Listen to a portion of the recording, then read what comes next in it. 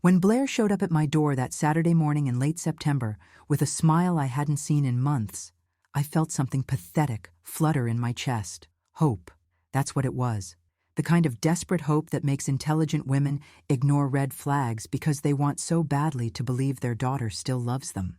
She was wearing the cream cashmere sweater I'd bought her for her birthday, her blonde hair freshly highlighted, and behind her stood Thatcher with that practiced smile of his that had always made my stomach tighten in a way I could never quite explain to myself. "Mom," she said, and her voice had that bright artificial quality I'd learned to recognize over the past 2 years.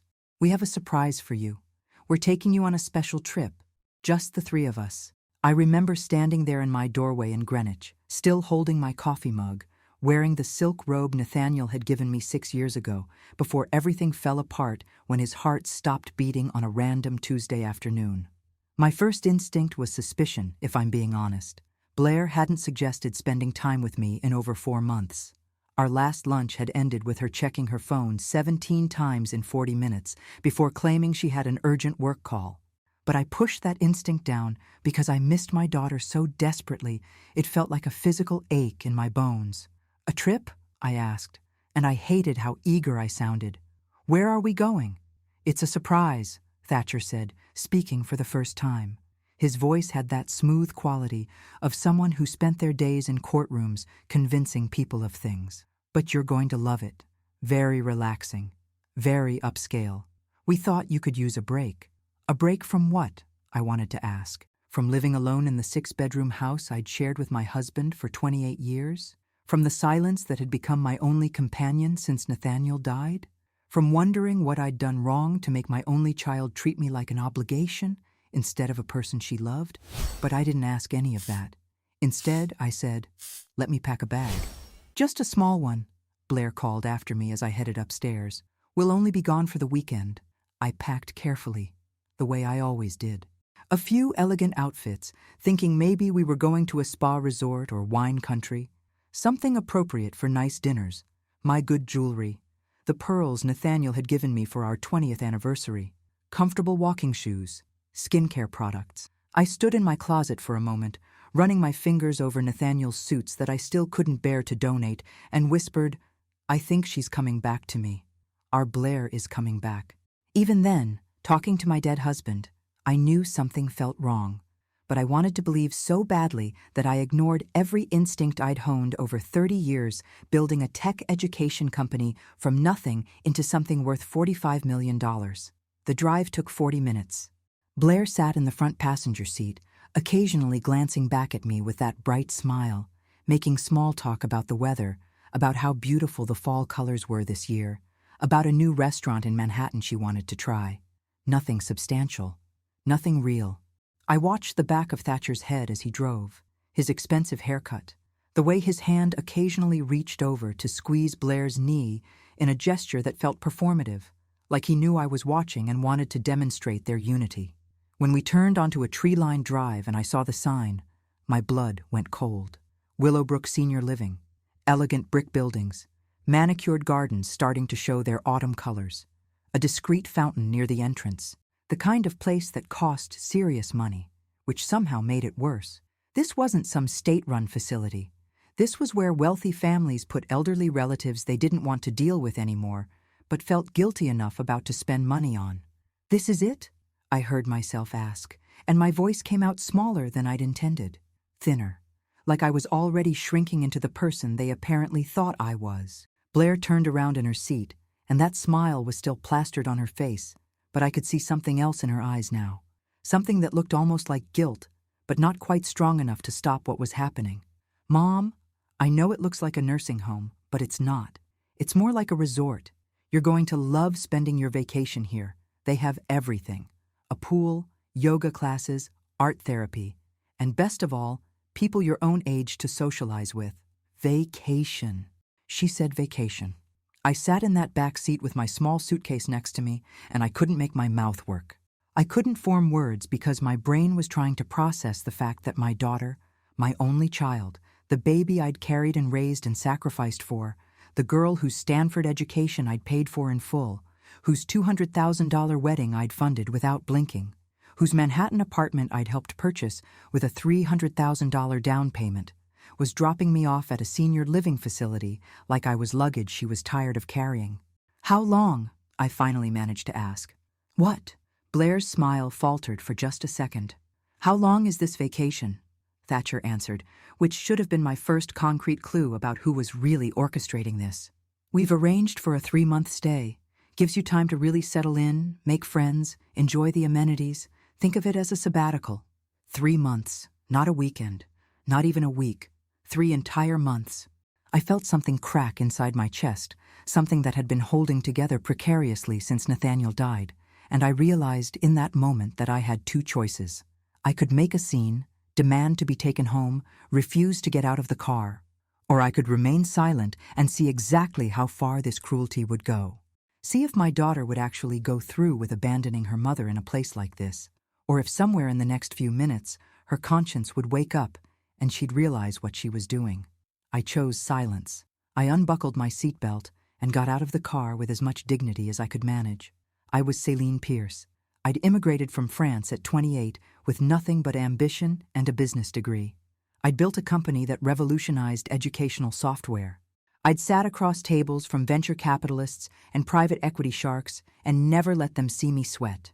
I would not cry in front of my daughter and the man who'd clearly poisoned her against me. Not yet.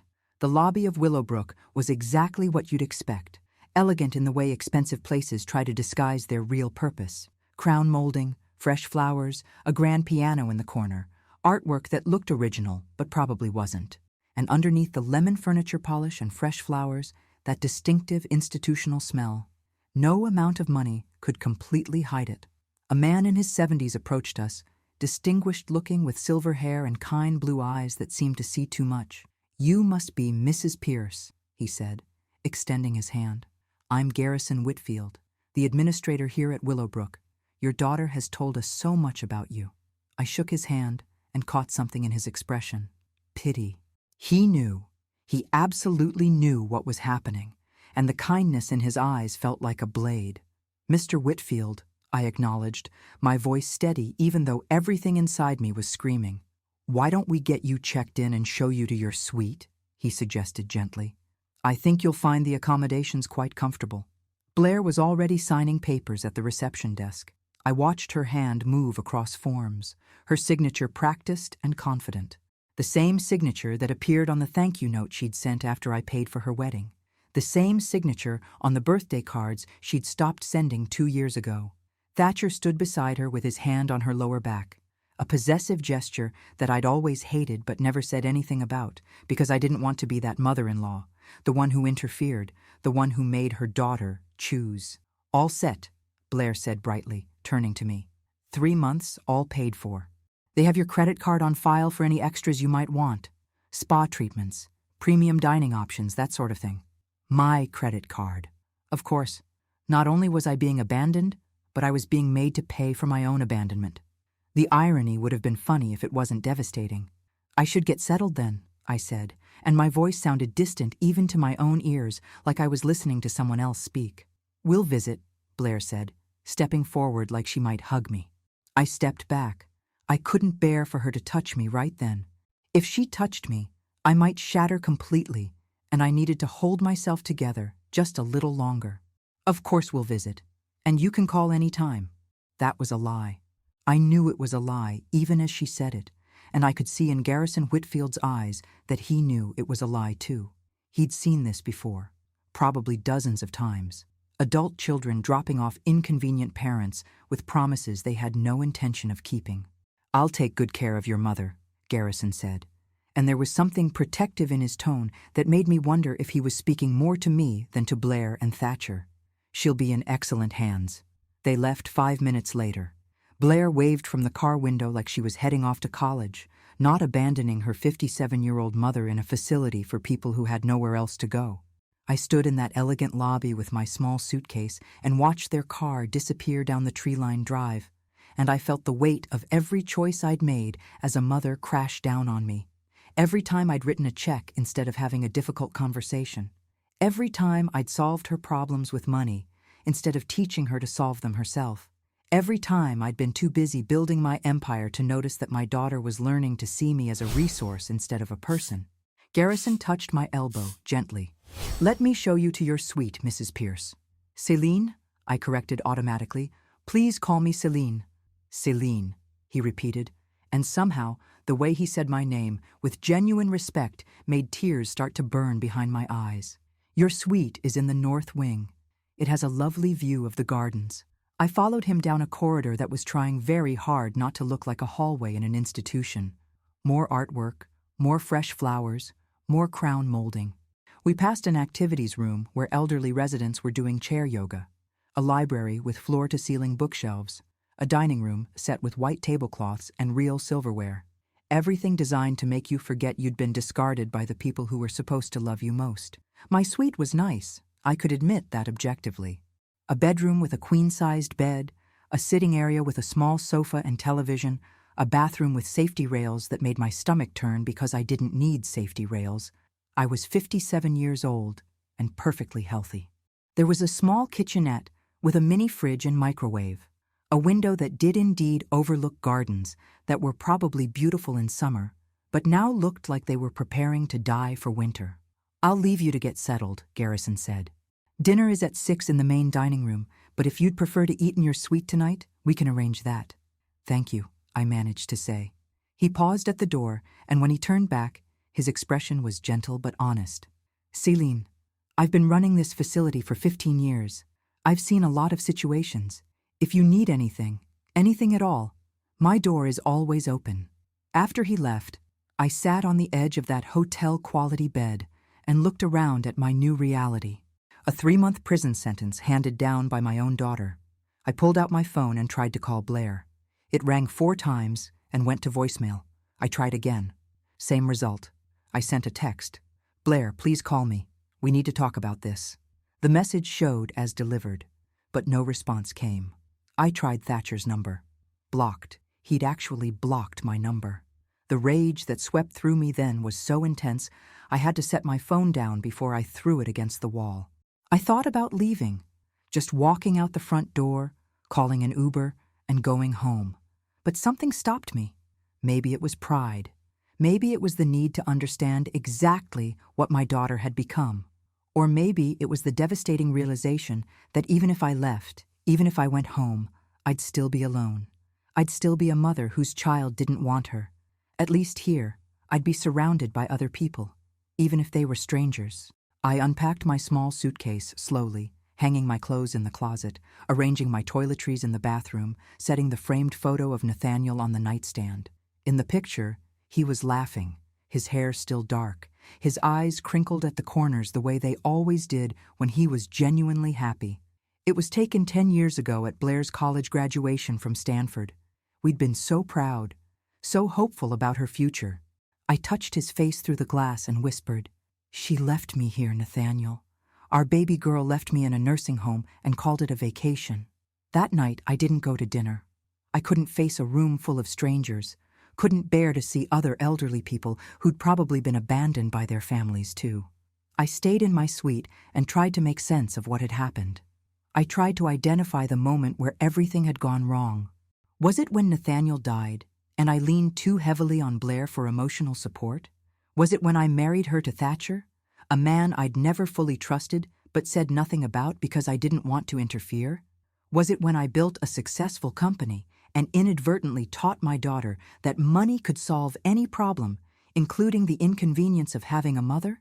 I lay in that unfamiliar bed, in that suite that smelled like air freshener and loneliness, and I let myself finally acknowledge the truth I'd been avoiding for 2 years. My daughter didn't love me anymore. Or maybe she did, but not enough. Not enough to overcome whatever narrative Thatcher had fed her. Not enough to see me as a person instead of an obligation. Not enough to question whether abandoning me in a senior facility at 57 was perhaps the cruelest thing she could do to a woman who'd given her everything. And lying there in the dark, listening to unfamiliar sounds, I made a decision. I would stay. I would endure these 3 months. And I would use this time to figure out exactly who Céline Pierce was, without her daughter's approval, without her role as mother defining her worth. When Blair came back, if she came back, She would find a different woman than the one she'd left here, a woman who understood her own value, a woman who wouldn't beg for crumbs of affection from someone who'd proven they didn't deserve her love. But first, I had to survive the night, and the morning after that, and all the days that would follow, each one a reminder that I was exactly where no parent ever imagines they'll end up: forgotten, abandoned, warehoused, all while being perfectly healthy, perfectly capable, and perfectly aware that my only child had chosen to discard me like I was nothing more than an inconvenience she could pay someone else to manage. I didn't sleep that first night at Willowbrook. Instead, I lay in that unfamiliar bed and let my mind drift back to the beginning, trying to understand how I'd ended up here.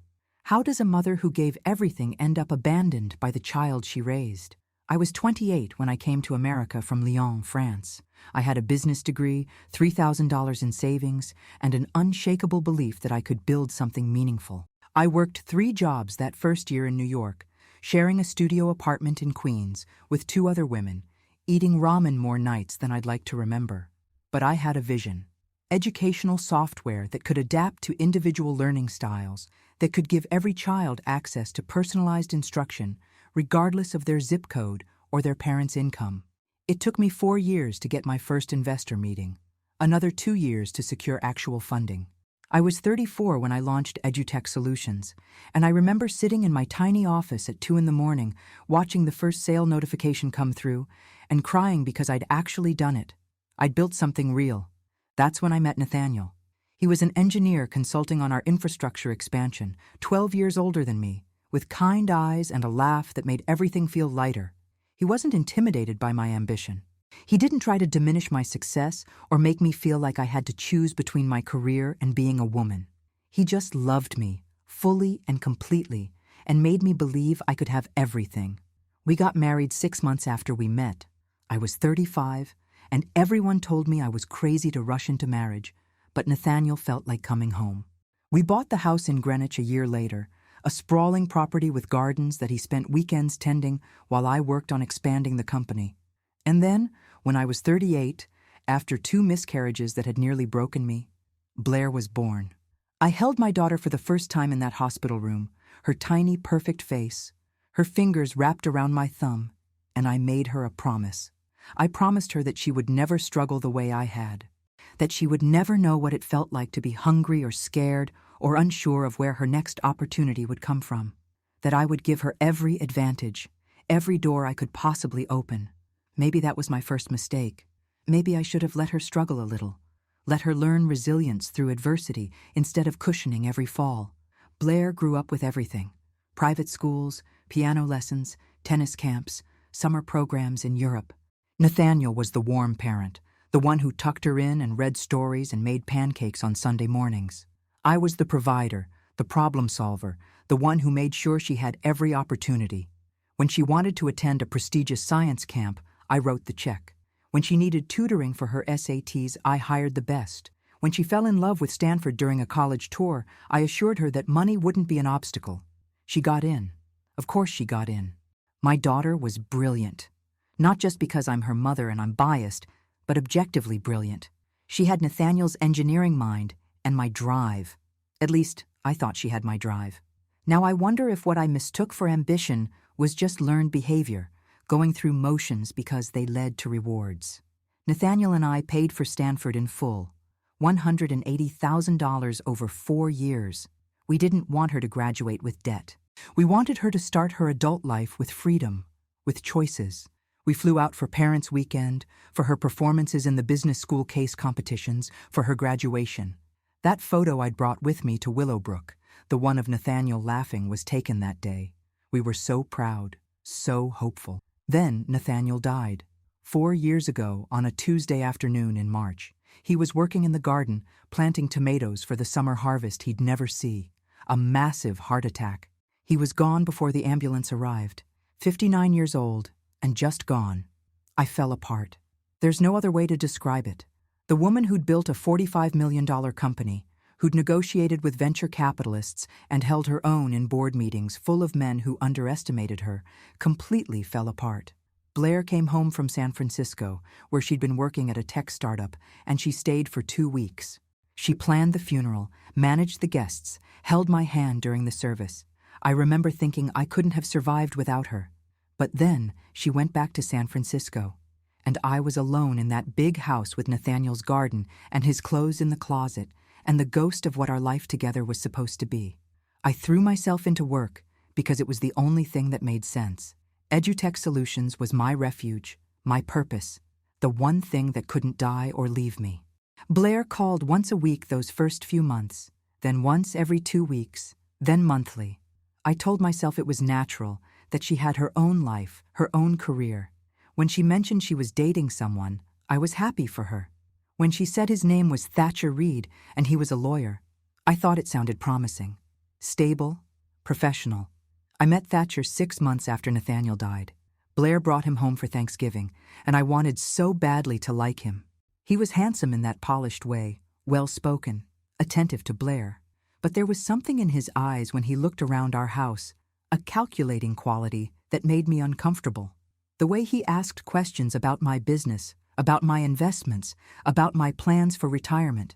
Questions that felt less like curiosity and more like inventory. But I pushed those concerns aside because Blair was glowing. She was happy. After losing her father, she deserved happiness. So when they announced their engagement 8 months later, I smiled and offered to pay for the wedding. Whatever you want, I told her. Money is no object. I want you to have the wedding of your dreams. They got married in a vineyard in Napa Valley. 200 guests, a designer dress that cost $15,000, flowers flown in from Holland, a band that usually played private events for celebrities. The final bill was just over $200,000. I paid it without hesitation because I thought I was investing in my daughter's happiness. Now I realize I was just proving to Thatcher exactly how deep my pockets went. After the wedding, things changed. Not dramatically at first, just small shifts that I told myself were normal adjustments to married life. Blair called less often. When we did talk, Thatcher was often in the background, and I could hear him interjecting, steering the conversation. When I suggested visiting them in Manhattan, where they'd moved into a 1-bedroom apartment that cost $4,000 a month, there was always a reason why the timing wasn't good. Then came the conversation about buying a bigger place. Blair called me, excited about a 2-bedroom in Tribeca. It's perfect, Mom. But the down payment is $300,000. I know it's a lot, but it's an investment. Real estate in Manhattan only goes up. I wired the money the next day. I told myself I was helping my daughter build a foundation for her future, the way Nathaniel and I had always planned. I told myself this was what parents did when they had the means. I told myself it was love. But after that, something shifted in Blair's voice when she talked to me. A distance I couldn't quite name. Conversations became transactional. She'd call to update me on her life, but it felt like she was checking a box on a to-do list. Daughter called mother. Obligation fulfilled. When I suggested she come visit, to stay in her old room, to spend time together, she always had an excuse. Work was busy. Thatcher had a case. They were going away for the weekend. I sold EduTech Solutions 2 years ago. I was 55, and I'd built it into something remarkable. The acquisition offer was $45 million. Nathaniel had always wanted me to slow down, to enjoy life, to travel. So I did it. I signed the papers, deposited the money, and called Blair to share the news. "That's amazing, Mom," she said, and I could hear the wheels turning even through the phone. "So, what are you going to do with all that money?" "Live," I told her. "Maybe travel, do some consulting, figure out what comes next. You should think about your estate planning," she said. "Make sure everything is set up properly. Thatcher has a colleague who specializes in that if you need recommendations." Estate planning. My daughter's first response to my biggest professional achievement was to think about what would happen to the money after I died. I should have seen it then, should have recognized that Thatcher had already started reframing me in her mind, turning me from her mother into an asset that needed proper management. I continued supporting them financially because I didn't know how else to show love. When Blair mentioned wanting a new car, I transferred $50,000. When they took a trip to Tuscany, I insisted on paying. When Thatcher's birthday came around, I sent a generous check. Every time, I told myself I was being a good mother, using my resources to make my daughter's life easier. But the distance kept growing. Our calls became shorter, more perfunctory. Blair stopped sharing real details about her life. I'd see photos on social media of dinners with friends, weekends in the Hamptons, events I wasn't invited to. And every time I felt hurt, I'd push the feeling down and remind myself that this was normal, that adult children had their own lives, that I shouldn't be needy or demanding. The last time I'd seen Blair before that Saturday morning when they picked me up was 4 months earlier. We'd met for lunch in Manhattan at her suggestion. I'd been hopeful, thinking maybe she wanted to reconnect, but she was distracted the entire time, checking her phone constantly, answering texts mid-conversation. When I asked about her work, about her marriage, about her life, her answers were vague and brief. After 40 minutes, she claimed she had an urgent call and left me sitting alone at a table set for two, staring at the half-eaten salad in front of me and wondering when exactly I'd lost my daughter. Lying in that bed at Willowbrook, watching the shadows move across the ceiling, I finally let myself acknowledge what I'd been denying. I hadn't lost Blair gradually through natural separation. Someone had taken her from me.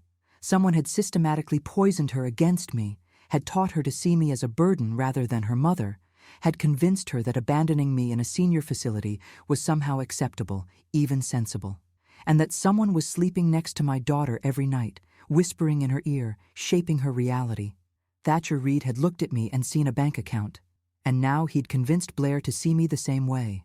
The only question was why they'd decided to warehouse me now, and what they planned to do during these 3 months while I was conveniently out of the way. The first morning at Willowbrook, I woke up disoriented, forgetting for a blessed moment where I was. Then reality crashed back, and I had to fight the urge to pull the covers over my head and pretend none of this was happening.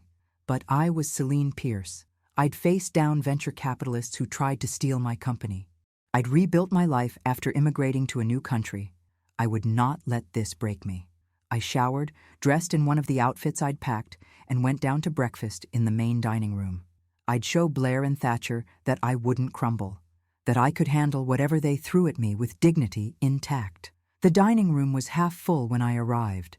Elderly residents sat at tables in small clusters or alone, eating from plates that looked like they came from a nice hotel. I spotted a few walkers parked beside chairs, a wheelchair in the corner, and felt a fresh wave of anger. I didn't belong here. I was 57 years old, perfectly healthy, completely independent. This wasn't my reality. This was someone else's nightmare that I'd been shoved into. "Mrs. Pierce, good morning." A cheerful woman in her 30s approached. "I'm Monica, the dining coordinator. Let me show you to a table." "I can find my own table, thank you," I said, more sharply than I intended. But I couldn't bear being treated like I was incapable of basic decision-making. I chose a table by the window overlooking the gardens and sat alone. A server brought coffee without asking, which I appreciated. The menu offered eggs Benedict, fresh fruit, whole grain toast, yogurt parfaits. All very nice, all very expensive. All completely hollow because I was eating breakfast in a facility my daughter had dumped me in like unwanted furniture.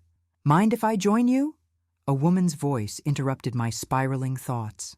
I looked up to see someone in her 60s, thin with short silver hair and bright eyes behind reading glasses that hung on a chain around her neck. She had a gentle smile and a book tucked under her arm. "It's a free country," I said, which wasn't exactly welcoming, but I wasn't feeling particularly social. She sat anyway, setting her book on the table. "Dorothea Vale. I've been here 5 years, so I know that look on your face. The I don't belong here look. The how did this become my life look." "Celine Pierce," I responded automatically. "And you're right. I don't belong here. None of us think we do," Dorothea said gently.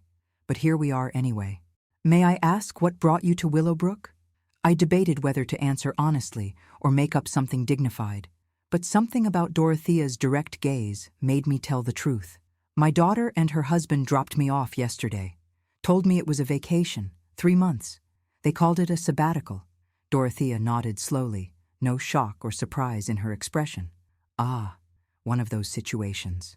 And let me guess, you're 55, maybe 60? Completely healthy? No medical reason to be in a place like this?" 57. And yes, perfectly healthy. I sold my company 2 years ago for $45 million. I live alone in Greenwich. I'm completely independent. But inconvenient, Dorothea finished. That's the word they never say out loud, but that's what it is. You're inconvenient. Maybe you have opinions about how they live. Maybe they want access to your money without your input. Maybe they just don't want to deal with having a parent who's still very much alive and functional. Her bluntness was startling, but also oddly comforting. At least someone was saying out loud what I'd been thinking. You sound like you're speaking from experience. I am, Dorothea said, taking a sip of her coffee. I was a literature professor, University of Connecticut. I retired at 62, lost my husband 6 months later. Cancer. We'd saved our whole lives, but medical bills ate most of it. My 2 sons, both very successful, very busy, decided I'd be better off somewhere with built-in community and activities. That was 5 years ago. They visit twice a year, on my birthday and Christmas. The rest of the time, I'm an obligation they've successfully outsourced. I felt tears prick my eyes. How do you bear it, knowing your children did this to you? Some days better than others, Dorothea admitted. But I'll tell you what I learned. The people who abandon us don't come back because of guilt. They come back when they need something, or when the social cost of abandoning us becomes too high. Your daughter will be back, Céline. The question is, what version of yourself will she find when she does? That conversation stayed with me all day. I tried calling Blair again. No answer. I texted her. No response. I even tried emailing, thinking maybe she was avoiding her phone. Nothing. It was like I'd ceased to exist the moment they drove away from Willowbrook. The second day was worse than the first because the shock was wearing off and reality was setting in. This wasn't temporary. This was 3 months of my life, 90 days, over 2,000 hours, all because my daughter had decided I was disposable. Garrison Whitfield found me in the library that afternoon. I'd been sitting there for an hour, staring at a book I wasn't reading, trying not to cry in front of strangers. Céline, he said quietly, sitting in the chair across from me. May I speak frankly? Please do. Everyone else seems to be tiptoeing around me. Your daughter paid for 3 months up front. 90 days at our rates comes to just over $60,000. She used a credit card in your name. I felt my stomach drop. My credit card? She had your information, said you'd approve the expense. I'm not judging. I'm just telling you what happened. Legally, everything is in order. You're here voluntarily as far as our paperwork shows. But Céline, I've been doing this job for 15 years. I can tell the difference between someone who chose to be here and someone who was deceived into it.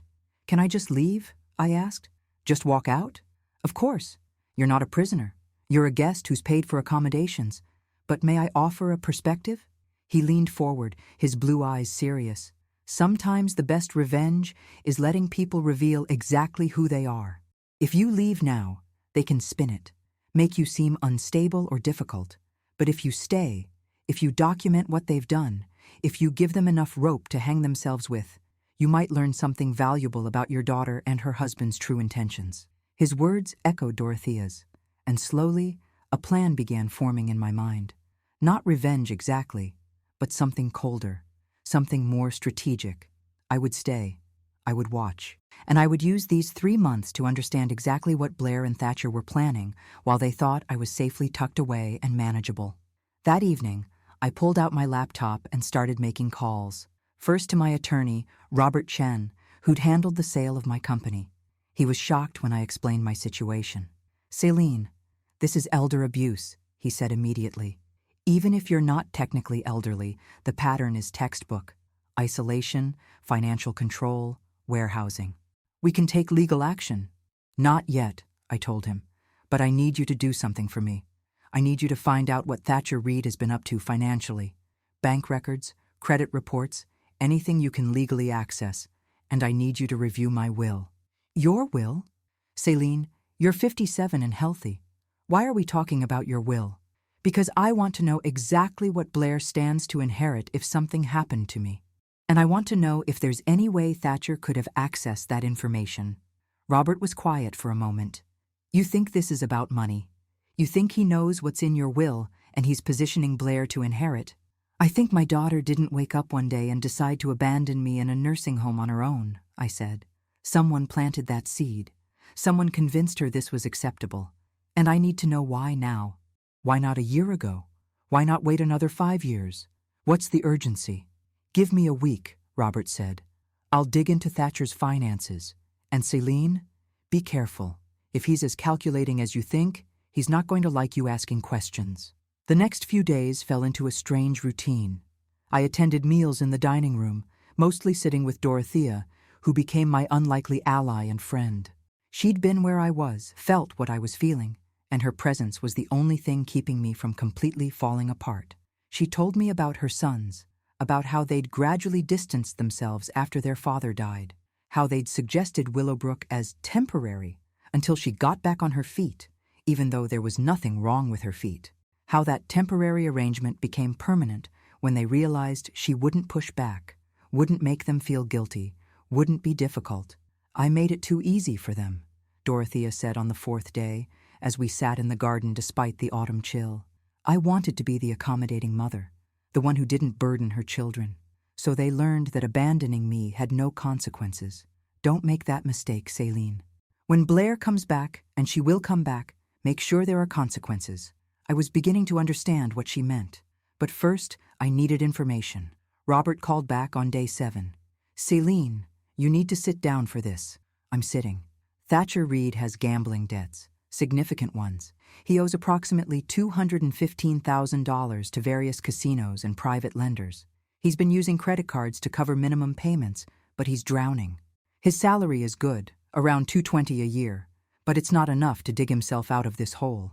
My blood went cold. Does Blair know? I can't say for certain, but I doubt it. He's been hiding it well. Separate bank accounts, statements going to his office. But Celine, here's where it gets worse. 3 months ago, right around the time they would have been planning this little vacation of yours, Thatcher met with a financial advisor. I have a source at the firm. They discussed estate planning strategies, specifically how to maximize inheritance while minimizing tax burden. He was planning for me to die, I said flatly. Or planning for access to your money while you're alive but out of the way. Celine, your will leaves 80% of your estate to Blair, roughly $36 million, with full control at age 40. But you also have substantial liquid assets, investment accounts, and real estate that generate income. If someone had your power of attorney, they could access those funds. I've never given anyone power of attorney. Not yet, Robert said meaningfully. But if someone were deemed incapacitated, mentally unfit, or unable to manage their own affairs, a family member could petition the court. It's not easy, but it's possible. Especially if that person were, say, isolated in a facility, not responding to attempts at contact, appearing to have given up their normal life. The pieces were falling into place, and the picture they formed was nauseating. They're building a case that I'm incompetent, that I need someone to manage my affairs. That's my concern, Robert confirmed. Celine, you need to document everything. Every call they don't return, every message they ignore. You need witnesses to your mental state, your independence, your capability, and you need to change your will immediately. Can you come here? To Willowbrook? I don't want to wait. I'll be there tomorrow morning. That night, I lay in bed and thought about the daughter I'd raised, the brilliant girl who'd aced her calculus exams, the teenager who'd volunteered at soup kitchens, the young woman who'd cried in my arms when she didn't get into her first-choice graduate program. Somewhere along the way, that girl had been replaced by someone I didn't recognize. Or maybe she'd always been there, and I just refused to see her because acknowledging that my daughter was capable of this kind of cruelty meant acknowledging that I'd failed as a mother. But lying there in the dark, I realized something else. I hadn't failed. I'd been too generous, too giving, too willing to solve problems with money instead of teaching resilience. But the person Blair had become wasn't entirely my fault. Thatcher had seen something in my daughter that he could manipulate, some weakness or insecurity or hunger that he could exploit, and he'd done exactly that. Robert arrived the next morning with his briefcase and his assistant. Garrison provided us with a private conference room, and he sat in as a witness along with Dorothea. I want to change my will, I told Robert, dramatically. Tell me what you want. I want to create a foundation in Nathaniel's name, the Nathaniel Pierce Educational Foundation. It will provide scholarships for first-generation college students, particularly immigrants. I want $28 million to go into that foundation immediately upon my death, or upon any attempt by anyone to declare me incompetent. That's specific, Robert noted. It needs to be. As for Blair, she'll receive $50,000 per year in a trust until she turns 45. After that, if she can demonstrate that she's lived independently without relying on Thatcher's income, without gambling debts, without legal troubles, the remaining funds from my estate, roughly $8 million, will be released to her. But only if she meets those conditions. You're essentially cutting her off, Robert said carefully. I'm teaching her what I should have taught her years ago. That money is earned through character, not entitlement. That relationships matter more than assets. That you don't abandon people who love you and expect to benefit from their deaths. Robert drafted the documents while I sat there, and with each clause he read back to me, I felt something shift. This wasn't about punishment. This was about protection. Protecting myself from being seen as merely a bank account. Protecting the legacy Nathaniel and I had built from being squandered on Thatcher's gambling debts. And maybe, just maybe, protecting Blair from the person she was becoming. I signed the documents with Garrison and Dorothea as witnesses. Robert's assistant notarized everything. It was done. Legal. Binding. There's one more thing, I told Robert. I want you to set up a secure email account and a cloud storage system. I'm going to document everything that happens over the next 3 months. Every ignored call, every unreturned message, every piece of evidence that they've isolated me here. If they try to claim I'm incompetent, I want a record proving otherwise. Smart, Robert said. And Celine? I'm sorry you're going through this. You deserve better. After Robert left, I felt something I hadn't felt since Blair dropped me off. Control. Not over the situation, not over what Blair and Thatcher would do next, but over my own response, over my own future. They'd put me in a box, but I was going to use that time in the box to become someone they couldn't manipulate anymore. Dorothea found me in the garden that afternoon. You look different, she observed, less broken. I changed my will, I told her. Blair doesn't know it yet, but she just went from inheriting $36 million to receiving $50,000 a year. Dorothea smiled, really smiled, for the first time since I'd met her. Good for you. Now you're not a victim. You're a woman taking her power back. Is that what this is? I asked. That's exactly what this is. Your daughter thought she could warehouse you and inherit a fortune. Now she's going to learn that actions have consequences. And maybe, just maybe, she'll realize that her mother is worth more than her bank account. The days continued to pass. I tried calling Blair every 3 days, always getting voicemail, always leaving messages that were never returned. I documented each attempt in my cloud storage. I attended activities at Willowbrook, not because I wanted to, but because I needed witnesses to my competence. I took art classes, went to book club, did water aerobics in the pool. Garrison made sure the staff documented my participation, my mental acuity, my independence. And slowly, I began to build something unexpected. A community, not just Dorothea, but other residents who'd been abandoned or betrayed by their families. Margaret, who'd been a nurse before her daughter decided she was too old to live alone. Thomas, whose son had convinced him to sign over his house and then promptly moved him into Willowbrook. Patricia, whose husband had died and whose stepchildren had immediately isolated her from her assets. We were a club nobody wanted to join, but we found strength in each other, in sharing our stories, in validating each other's pain, in refusing to accept that being discarded by family was something we deserved. 3 weeks into my stay, something shifted.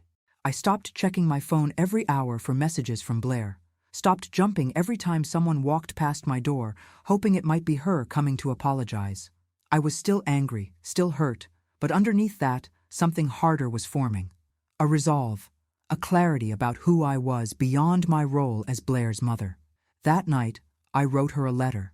Not an email she could ignore, but an actual letter that I mailed to her Manhattan apartment. In it, I told her exactly what she'd done. Not with anger, but with truth. I told her I knew about Thatcher's gambling debts. I told her I knew they'd used my credit card to pay for Willowbrook. I told her I was documenting everything. And I told her that when she finally decided to visit, she would find a very different mother than the one she'd left behind. I didn't expect a response, and I didn't get one. But writing it felt like drawing a line in the sand. You did this, the letter said. And now we both have to live with what comes next. The call came on day 58, not from Blair, but from Amanda Chen, Blair's best friend since their Stanford days. I was in the library when my phone rang, and I almost didn't answer because I'd gotten so used to silence from anyone connected to my daughter. Celine? Amanda's voice was shaking. Celine, I need to talk to you. Are you okay? Where are you? I'm at Willowbrook Senior living in Westchester, I said carefully. Why are you asking? There was a long pause, and then I heard her crying. I didn't know. God, Celine, I didn't know. Blair told everyone you went to Europe. She said you were doing some kind of spiritual retreat in Portugal, that you needed space after Nathaniel's death, that you'd be gone for 3 months doing yoga and meditation and finding yourself. I felt something cold settle in my stomach. She told people I was in Europe? Everyone. All our mutual friends. I ran into Jessica from our book club last week, and she asked how your trip was going, if you were posting photos. I had no idea what she was talking about, so I asked Blair. She showed me your Instagram, Celine.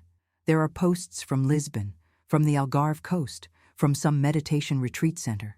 Beautiful photos with captions about finding peace and healing. My hands were shaking. Amanda, I'm not in Portugal. I'm in a senior living facility in Westchester. Blair and Thatcher dropped me off here almost 2 months ago and told me it was a vacation. They called it a sabbatical. I haven't heard from either of them since. Jesus Christ. Amanda's voice went hard. That lying, manipulative... Celine, I'm coming to see you. Today, right now. Where exactly are you? She arrived 2 hours later, carrying flowers and a fury that matched my own. When she walked into the visitor's lounge and saw me sitting there in a senior facility at 57 years old, perfectly healthy and clearly not on any spiritual retreat, her face went white. This is where she left you, Amanda said, and it wasn't a question. She sat down heavily in the chair across from me. Celine, I'm so sorry. I should have known something was wrong. I should have called you directly instead of just accepting Blair's story.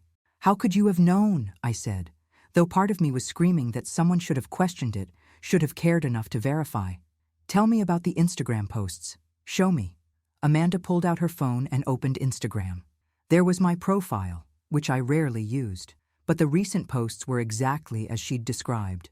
Beautiful photos of Portuguese coastline, cobblestone streets, meditation centers, captions in my voice, or what someone thought was my voice, talking about needing solitude, about processing grief, about finding peace away from everything familiar, posted regularly over the past 8 weeks. I didn't post these, I said quietly. Amanda, I didn't write any of this. Someone has access to my account. Blair, Amanda said immediately. She must have your password. She's been creating fake posts to cover up where you really are. Celine, this is insane. This is actually insane. Why would she do this? So I told her. About Thatcher's gambling debts. About my suspicions that they were building a case for incompetence. About changing my will. About the 3 months of ignored calls and messages. Amanda listened with growing horror, and when I finished, she was quiet for a long moment. There's something else you need to know, she finally said. I was having drinks with some friends from business school last week, and Thatcher was there. He'd had too much to drink, Celine. Way too much. He started talking about money, about investments, about how he was going to optimize family resources. That's the phrase he used. Optimize family resources. What does that mean? I didn't understand it at the time, but now I do. He was talking about you, about your money. He said something about how sometimes you had to make difficult decisions for the greater good, how emotional attachments could cloud financial judgment. And then he said, she paused, looking sick. He said you were an asset that needed better management, and that Blair had finally agreed to let him handle things. The room tilted. Those words, asset, management.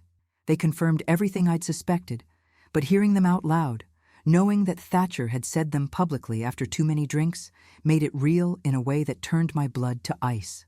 There's more, Amanda continued. After he said that, someone asked where you were, if you were okay with all this asset management. And Thatcher laughed. He actually laughed and said you were taking an extended vacation, that you'd be out of the picture for a while, and by the time you came back, everything would be properly structured. Those were his exact words. Out of the picture. Properly structured. He's planning something, I said. Something that requires me to be isolated and unreachable for 3 months. Amanda, what happens at the end of 90 days? Why that specific time frame? Amanda pulled out her phone and started searching. I don't know, but I'm going to find out. And Celine, I'm telling everyone the truth. Everyone who thinks you're in Portugal meditating needs to know that Blair abandoned you in a nursing home and has been lying about it for 2 months. No, I said sharply. Amanda looked up, surprised. Not yet. If you expose this now, they'll just spin it. Make me seem confused or difficult. Say I chose to be here and I'm embarrassed about it. They've been building a narrative for 8 weeks. We need to let them keep building it until they're so deep in their lies that they can't climb out. So what do? You document everything. Every conversation you've had, every lie Blair has told, every word Thatcher said when he was drunk. You be my witness to the outside world. And when the time comes, when Blair finally shows up here thinking she's won, we show her exactly what she's lost. Amanda reached across and took my hand. I should have checked on you sooner. I should have questioned Blair's story. I'm sorry. Don't apologize, I told her. Just help me make sure that when this is over, everyone knows the truth. Not the sanitized version Blair is selling, but the real truth about what they did. After Amanda left, I sat in that visitor's lounge for a long time, processing what I'd learned. The fake Instagram posts were a level of deception I hadn't anticipated. It meant this wasn't just about warehousing me temporarily. This was about creating a false narrative, controlling the story of where I was and what I was doing. And most chillingly, it meant Blair and Thatcher had planned this carefully. The Instagram posts would have taken time to set up, photos to curate, captions to write. This wasn't impulsive. This was calculated. I thought about Thatcher's words, out of the picture, properly structured. What did that mean? What were they structuring while I was locked away in Willowbrook? That night, I called Robert again. I need you to monitor my financial accounts, all of them. Every transaction, every attempted access, everything. If someone tries to move money or make changes, I need to know immediately. Already on it, Robert said. And Celine, I hired a private investigator. He's been following Thatcher. You're going to want to hear this. Tell me. He's been meeting with a lawyer who specializes in conservatorships, adult guardianship cases, the kind of legal framework you use when you want to take control of someone's finances because they're deemed unable to manage their own affairs. There it was. The plan laid bare. They weren't just isolating me. They were building a case to take away my autonomy entirely. 3 months in a nursing home, unreachable, no contact with friends, fake social media posts suggesting I was unstable enough to abandon my life for a spiritual retreat. It would all be evidence of someone who couldn't be trusted to manage $45 million. Except they didn't know I knew. They didn't know I'd changed my will. They didn't know I was documenting everything. They didn't know that their 3 months of careful planning was going to backfire spectacularly. I looked at the calendar on my phone. 32 days left. Just over a month before the 90 days were up. Before Blair would come back, probably with papers for me to sign. Probably with Thatcher's lawyer in tow. Probably expecting to find a broken woman who'd been isolated long enough to be grateful for their intervention. Instead, they were going to find someone who'd spent 3 months getting stronger, angrier, and far more dangerous than they'd ever imagined. Blair walked through the doors of Willowbrook on day 91, one day after the 3 months were officially up. It was a Friday afternoon in mid-December, cold and gray outside, and I was sitting in the common room with Dorothea when I saw her. She was wearing a new Max Mara coat that I knew cost at least $5,000, her hair freshly highlighted, her nails perfectly manicured. She looked like she'd just stepped out of a spa, radiant and rested, while I'd spent 3 months in institutional limbo. She didn't see me at first. She went straight to the reception desk, and I watched her smile at the staff, watched her sign something on a clipboard, watched her check her phone while she waited. So casual, so unburdened, like she was picking up dry cleaning, not collecting the mother she'd abandoned. "That's her?" Dorothea asked quietly beside me. "That's her. She doesn't look like someone who's been worried about you for 3 months." "No," I agreed. "She doesn't." I stood up slowly, smoothing down my sweater. I'd dressed carefully that morning, knowing this day was coming. Not the clothes of someone broken, but not trying too hard either. Just myself, dignified, composed, strong. Blair turned and saw me. Her face broke into that practiced smile, the one I'd learned to recognize as performance rather than genuine emotion. She walked toward me with her arms slightly extended, like she expected a hug. I didn't move. I just stood there looking at my daughter, and something in my stillness made her stop a few feet away. Her smile faltered. "Hi, Mom," she said, her voice bright and artificial. "I came to pick you up. Your vacation is over. Time to go home." Vacation. She was still using that word. After 91 days, after months of ignored calls and unreturned messages, after fake Instagram posts and lies to friends, she was still calling it a vacation. "Sit down, Blair," I said. My voice was calm, controlled, nothing like the screaming I'd imagined in my head for weeks. "We should probably get going," she said, glancing at her phone. "Traffic into Connecticut is going to be terrible, and I have dinner plans tonight. Sit down." This time it wasn't a request. It was an order, delivered in the voice I'd used in boardrooms when men tried to talk over me. The voice that said I would not be ignored or dismissed. Blair sat. I saw uncertainty flicker across her face, maybe the first real emotion I'd seen from her. Dorothea remained in her chair beside me, her knitting in her lap, but I could feel her solidarity like armor. "You abandoned me here 91 days ago," I began, and Blair opened her mouth to interrupt. I held up my hand. "No, you're going to listen. You brought me here under false pretenses. You told me it was a special trip, a surprise. You drove me to a senior living facility and called it a vacation. You left me here and paid for 3 months using my own credit card, and then you disappeared." "Mom, I can explain. I tried to call you 73 times over the past 3 months," I continued, my voice still eerily calm. 73 calls. I sent 56 text messages, 12 emails, not one response, not a single word from you or from Thatcher. You blocked my number, Blair. Your husband blocked your mother's phone number. Her face was pale now, and I saw her hands clutching her phone like a lifeline. "We thought it would be better if you had space to adjust, if you weren't constantly trying to leave before you gave the place a chance." "Space to adjust," I repeated. "Is that what you told yourself? That you were doing me a favor by isolating me here for 3 months? "It's one of the best facilities in the region," Blair said, and I heard defensiveness creeping into her voice.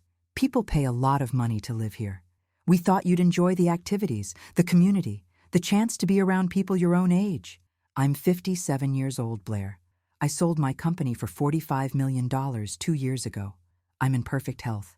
I live independently in the house where your father and I raised you. What exactly about my life suggested I needed to be in a facility for seniors?" "You've been alone since Dad died," she said, and now there was a pleading note in her voice, like she was trying to convince herself as much as me. "You've been isolated. We thought this would be good for you. Thatcher said," I interrupted. "There it is. Thatcher said." "Tell me, Blair, whose idea was this really? Yours or your husband's?" She was quiet, and in that silence, I had my answer. "Let me tell you what I know," I said, leaning forward. "I know Thatcher has gambling debts, $215,000 to be exact. I know he's been hiding them from you, using separate accounts, having statements sent to his office. I know he met with a financial advisor 3 months before you brought me here to discuss estate planning and inheritance strategies. And I know he's been meeting with a lawyer who specializes in conservatorships." Blair's face went from pale to white. Who told you that?" "I'm not an invalid, Blair. I'm not incompetent. I'm a woman who built a multi-million-dollar company and navigated 30 years of business deals. Did you really think I'd sit here for 3 months and not figure out what you were doing?" "We weren't doing anything," she said, but her voice was weak. "Mom, you're being paranoid." "Am I?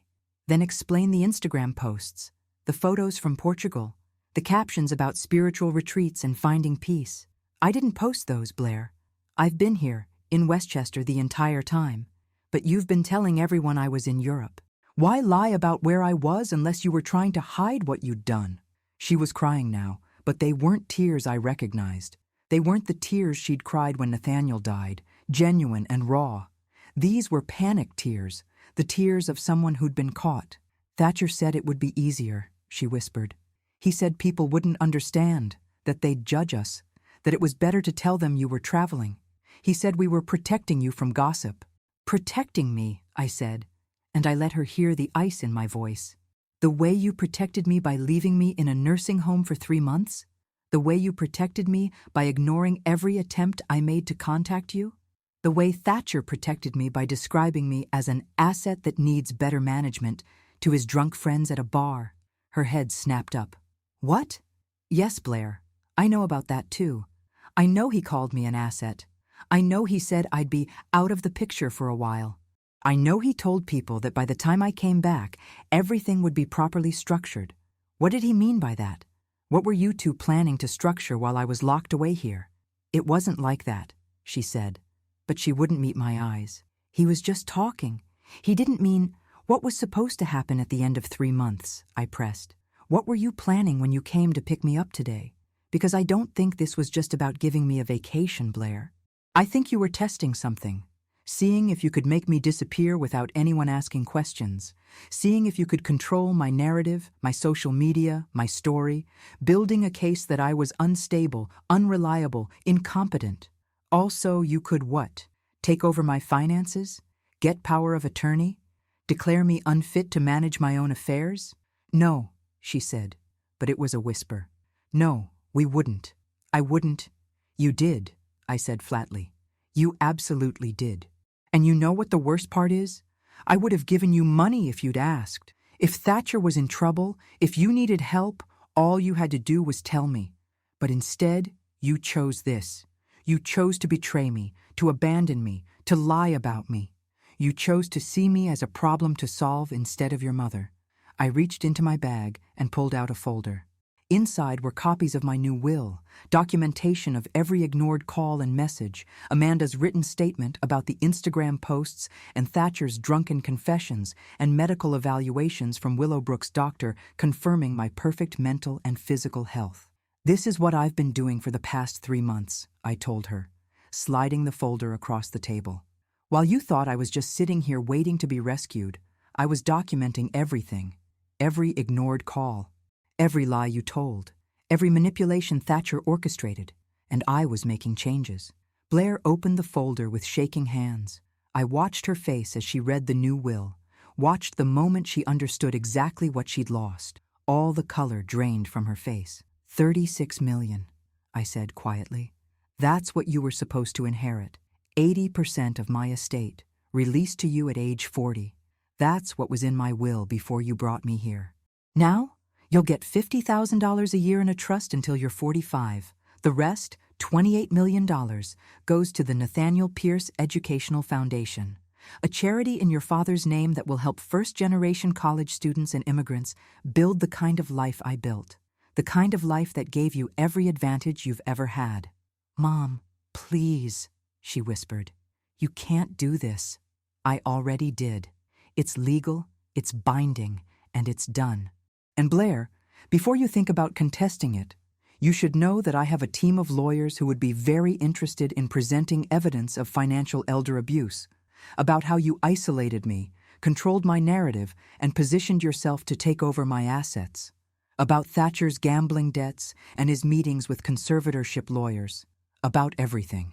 She was sobbing now, full-body sobs that shook her shoulders. But I felt nothing. No satisfaction. No vindication, just a cold emptiness where my love for my daughter used to live. There's still a way back from this, I said, and her head jerked up, hope flickering in her eyes. But it's going to take years, Blair, not months. Years. It's going to require you to divorce Thatcher, because I will not have a relationship with a man who saw me as a bank account and convinced my daughter to abandon me. It's going to require therapy, real therapy, where you figure out how you became someone who could do this. It's going to require you to rebuild trust through consistent actions, not words. And most importantly, it's going to require you to want a relationship with me because I'm your mother, not because you think you might get money eventually. I do want a relationship with you, she said, but even she didn't sound convinced. Then prove it, I said, standing up. You know where I live. You know how to reach me. But understand this, Blair. I'm not the same woman you dropped off here 3 months ago. I'm not going to beg for your attention or buy your love with checks. I'm not going to accept breadcrumbs of affection when you remember I exist. If you want to be my daughter again, you're going to have to earn it. I started to walk away, then turned back. Oh, and one more thing. I'm having the locks changed at the house. If you have a key, it won't work anymore. And I've alerted my bank that you no longer have permission to make charges on my accounts. That credit card you used to pay for this place? Cancelled. You and Thatcher are on your own now. I hope it was worth it. I walked out of that common room with Dorothea beside me, leaving Blair sitting there with the folder in her lap and the wreckage of her choices spread out in front of her. Garrison was waiting in the hallway, and he nodded at me with something like approval. Your things are already packed and in your car, he said. One of the staff brought it around from storage. You're free to go whenever you're ready. Thank you, I told him, for everything, for seeing what was happening and not pretending it was normal.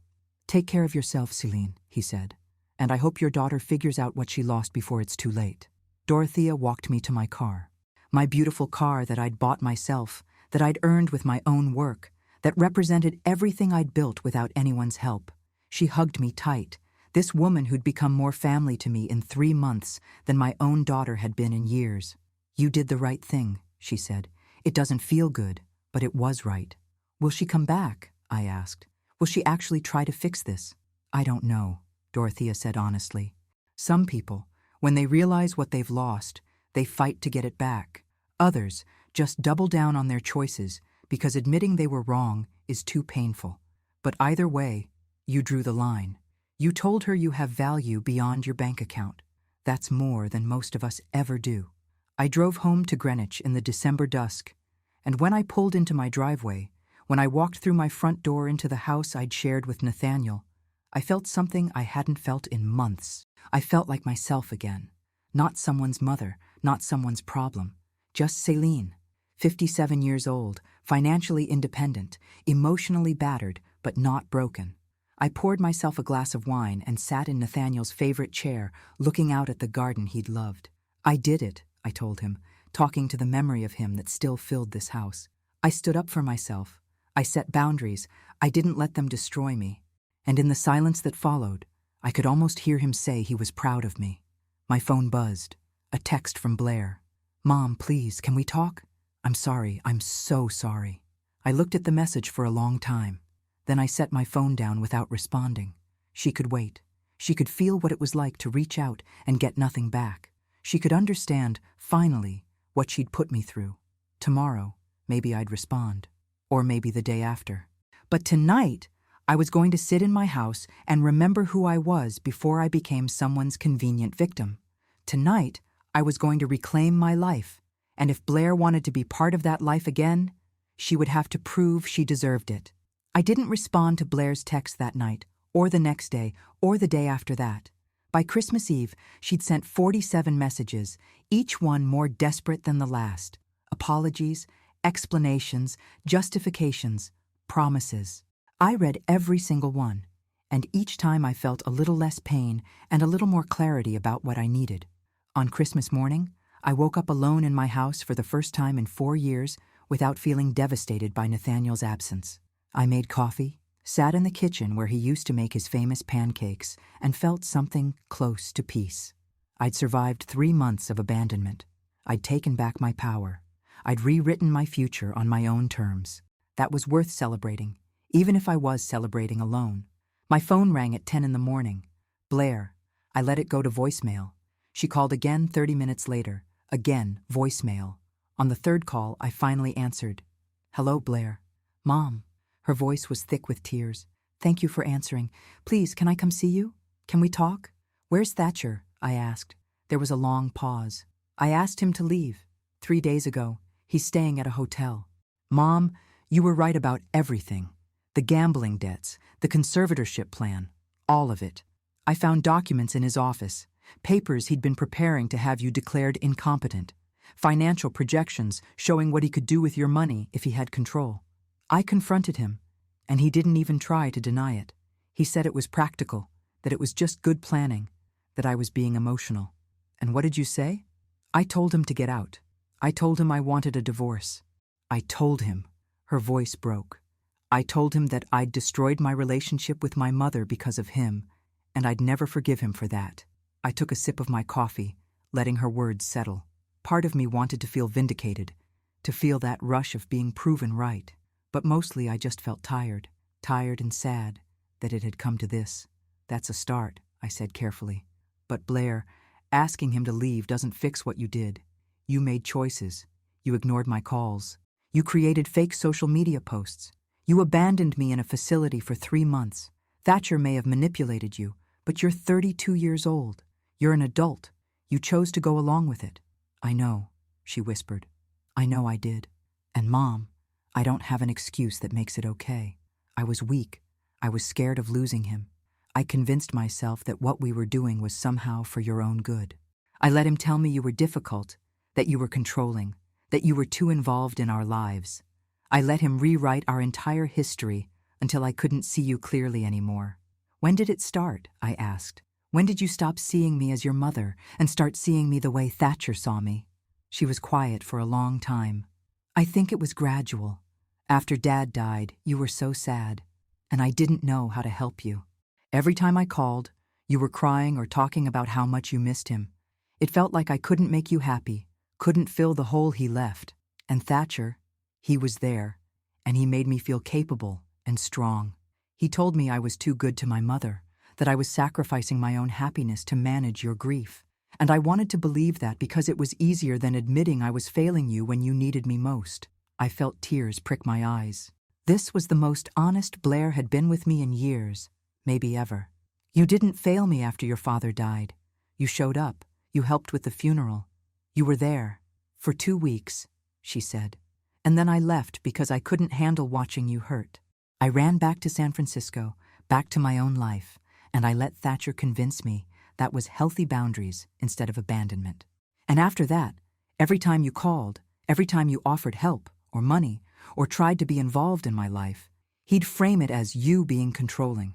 He'd say you were trying to buy my loyalty, that you were emotionally manipulating me. And I listened because it was easier than admitting I was the one who'd abandoned you first. I stood up and walked to the window, looking out at Nathaniel's garden, winter bare but still beautiful in its stark honesty. What do you want from me now, Blair? I want to try again, she said. Not because of money, not because I think I can fix this quickly, but because you're my mother and I love you, and I'm horrified by what I did. I started therapy 3 days ago. Real therapy, not just some corporate wellness counselor, a therapist who specializes in family trauma and manipulation. And Mom, I told her everything, the whole story. And she said the only way forward is complete honesty and letting you set the boundaries. Then here are my boundaries, I said. You file for divorce from Thatcher. Not separation, divorce. I don't care what it costs or how long it takes. That man will never be welcome in my life again. Already started the paperwork, she said immediately. Second, you continue therapy, weekly at minimum. And at some point, when your therapist thinks it's appropriate, I want to do joint sessions. We need a professional to help us navigate this. Yes, absolutely. Third, you get your finances completely separate from Thatcher's. I want you independent, standing on your own. No more relying on someone else's money or approval. I'm working on it. I moved into a studio apartment in Brooklyn. It's small, nothing like the Tribeca place, but it's mine. My salary covers it. Fourth, and this is the most important one, Blair, you don't get to rush this. You don't get to apologize a few times and expect everything to go back to normal. Rebuilding trust takes years. It requires you showing up consistently, respecting my boundaries, and proving through actions that you've changed. I need to see that you value me as a person, not as a bank account or an obligation. Can you do that? Yes, she said, and for the first time, I heard something real in her voice. Not performance, not panic, just genuine commitment. Mom, I know I don't deserve another chance. I know what I did was unforgivable, but I'm asking anyway. Please let me try to be your daughter again. I was crying now, silent tears running down my face. Come over tomorrow. Not today. Tomorrow. We'll have coffee and we'll talk. But Blair, if you show up and I see any hint that you're not taking this seriously, if you make excuses or try to minimize what happened, I will ask you to leave. And it might be a very long time before I let you come back. I understand. Thank you, Mom. Thank you for giving me a chance. After we hung up, I sat in that chair for a long time, processing everything. Was I doing the right thing? Was I being too soft by agreeing to see her? Or was I being too hard by setting such strict boundaries? I didn't know. All I knew was that I couldn't go back to the person I'd been before Willowbrook. The person who loved so desperately that she let herself be used. The person who confused money with affection and generosity with self-worth. Amanda came over that afternoon with Chinese takeout and wine. She'd been checking on me regularly since that day she'd visited Willowbrook, and her friendship had become something I treasured. We sat in my living room eating lo mein and drinking Cabernet, and I told her about Blair's call. "Do you think she means it?" Amanda asked. "Or is she just panicking because Thatcher showed his true colors?" "I don't know," I admitted. "But I'm going to give her the chance to prove it. Cautiously, with boundaries, but I'm going to try." "You're a better person than I am," Amanda said. "If my kid did that to me, I don't think I could forgive them." "I'm not sure I have forgiven her," I said slowly. "But I'm willing to see if forgiveness is possible. There's a difference." Blair showed up the next morning at exactly 10, the time I'd specified. She was wearing jeans and a sweater, no designer coat, no expensive jewelry. Her hair was pulled back in a simple ponytail, and her face was bare of makeup. She looked younger, more vulnerable, more like the daughter I remembered before Thatcher had reshaped her. "Hi, Mom," she said when I opened the door. "Hi, Blair." We sat in the kitchen, the same kitchen where I'd had breakfast on countless mornings with her and Nathaniel, back when we were a family. I poured coffee, and we sat across from each other in awkward silence for a moment. "I don't know where to start," she finally said. "Start with the truth," I told her. "No excuses, no justifications. Just tell me what you were thinking when you left me at Willowbrook." And she did. For the next 2 hours, Blair told me everything.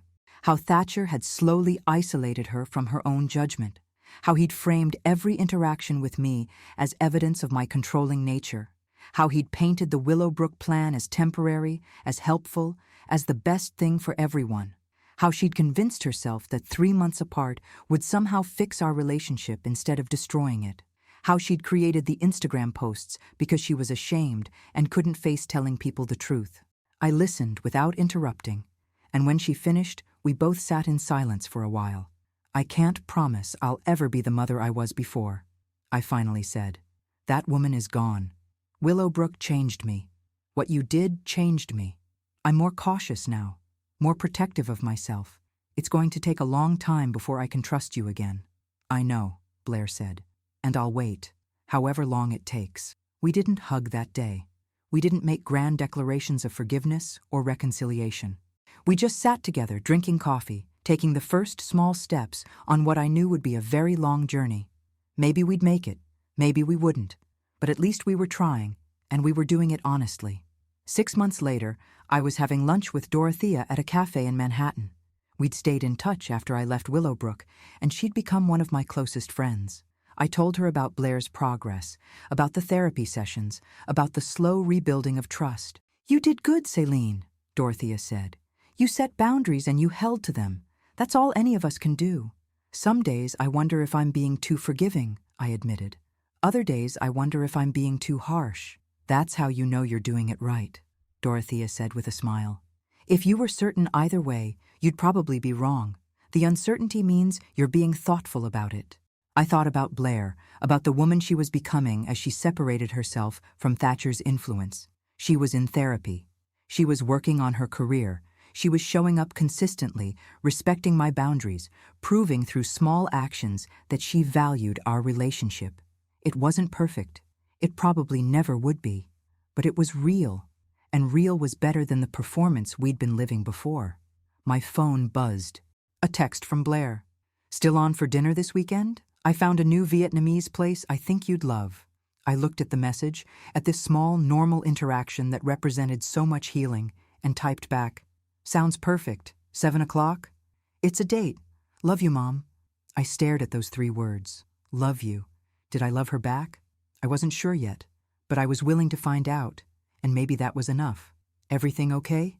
Dorothea asked. "Yeah," I said, putting my phone away and smiling at my friend. Everything's okay. Not perfect, but okay. And you know what? After everything, I'll take okay. Because okay meant I'd survived. Okay meant I'd stood up for myself. Okay meant I'd learned that my value wasn't determined by how much money I gave or how many sacrifices I made.